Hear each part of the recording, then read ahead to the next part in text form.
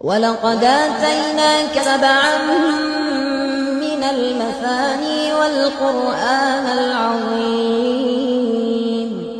لا تمدن عينيك إلى ما متعنا به أزواجا منهم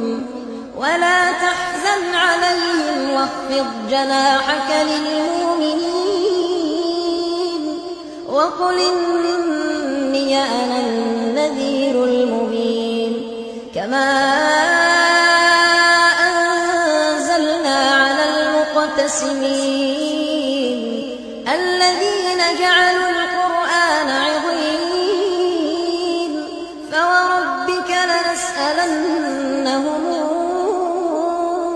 أجمعين عما كانوا يعملون